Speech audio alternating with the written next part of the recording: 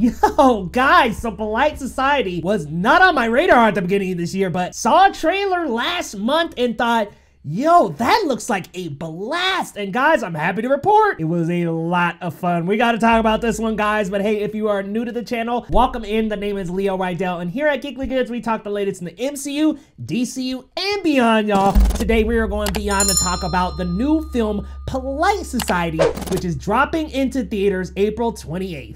Polite Society follows Rhea Khan, who practices martial arts in order to become a stunt woman. But when her sister drops out of art school and gets engaged, Rhea decides she and her friends must pull off the ultimate wedding heist behind this. And guys, this movie is full of awesome cast members that I'm not really too aware of. But I will say I recognize Ritu Arya as Leela in the Umbrella Academy. But you also have Priya Kansara as Rhea Khan, who is the main character, Nimra Bucha as Rahila, and many more talented, wonderful cast members. And it's directed by Nina Manzoor, who this is my first time watching something of hers. And listen, after this one, y'all, I'm lining up for the next one. Polite Society really feels like a blend of different styles that you know, but it takes the tropes from these movies and really twists them on their head to give them a unique, fun feeling and a very unique to this film-like feeling.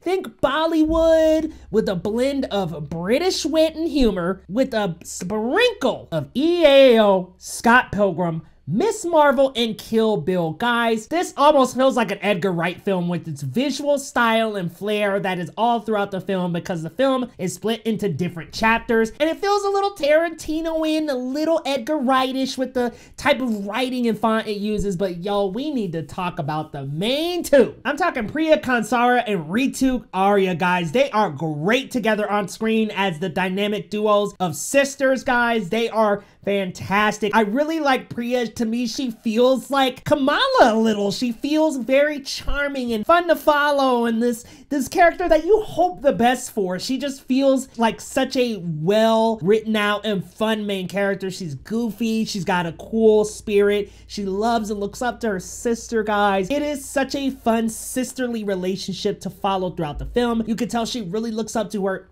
older sister, who is an artist, unfortunately a failed artist. So she wants to be a stunt woman, and she looks up to her sister. Her sister feels a little bit of that failure, like I didn't quite achieve what I wanted to accomplish. And so you get this really deep, heartfelt message of maybe feeling like the sister feels that she's not good enough. And I really like presenting this versus the younger sister who's trying hard and hard and hard to become a stunt person. But man, guys, we get to the wedding heist part. We get to the sister meeting up with the groom or groom-to-be, and the groom-to-be's mother is the villain from Miss Marvel.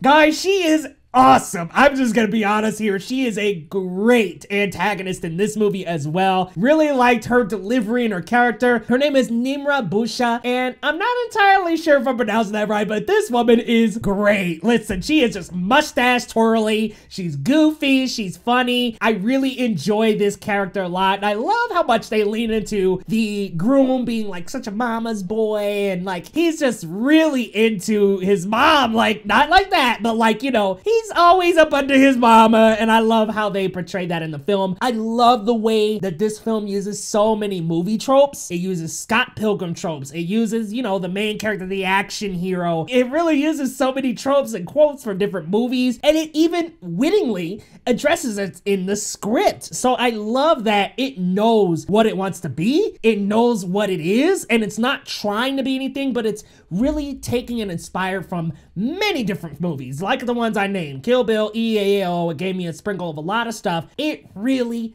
works, guys. The comedy is super goofy, it's super funny, but it's also witty and sharp at the same time. So love the humor and the timing. It very much feels like British cinema. So I love that, and I love the wonderful, there's a great dance number in this, and it just feels very, very Bollywood. So I think they really get elements of Bollywood cinema in there, British cinema. They just do a great job of blending different styles. Love the main character. I like the sisterly relationship.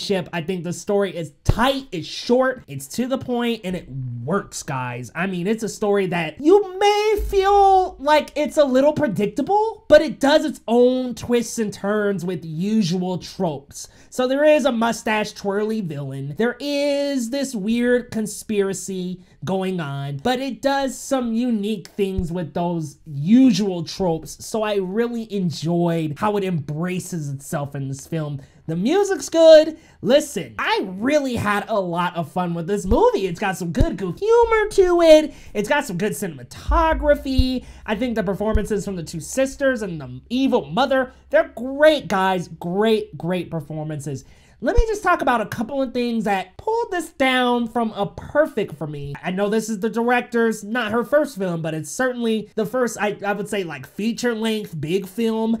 And so I think, unfortunately, the martial arts elements aren't as strong as I thought that they would be. I thought we would get a little bit more martial arts, and I thought the choreography would be a little bit better, but it's not terrible. It's not, it doesn't throw you out of the film at all. I just thought maybe we would get a little more martial arts in this, maybe a couple more fight scenes, a little more action, and we leaned a little bit more into like the comedy and slice of life aspect of it, which is fine. Like I said, not terrible, not anything, but it just kind of pulled it back for me.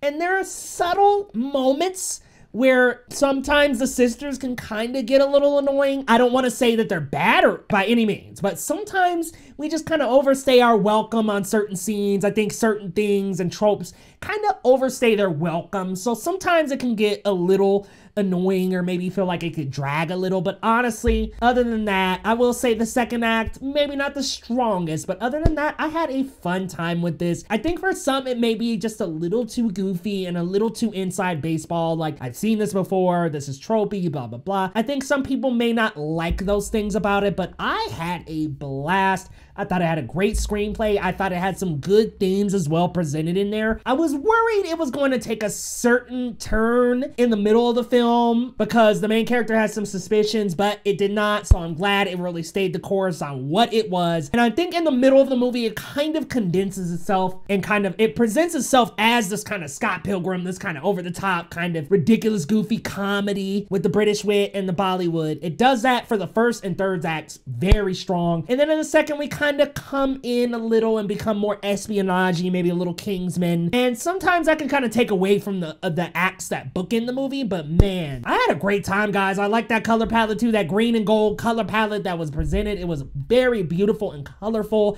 The costume design was absolutely elegant, especially at the wedding. Beautiful. If I had to give a rating to the Polite Society, y'all, I was thinking an 8 out of 10 before this, but honestly, I'm bumping it up, baby. We going with an 8.5. The only reason I'm not going 9 or 9.5 is those minor little irks I had, but other than that, y'all, I had a great time. I'm definitely watching this again once it drops on HBO Max, whenever that will be, or any other streaming service. I am watching it again, guys. Definitely check this out in theaters April 28th. And guys, thank you so much for coming through. Thank you so much for watching the video. And hey, if you're new to the channel, hit that subscribe button down below for your boy Leo right down, and y'all, we'll see you next time on Geekly Goods.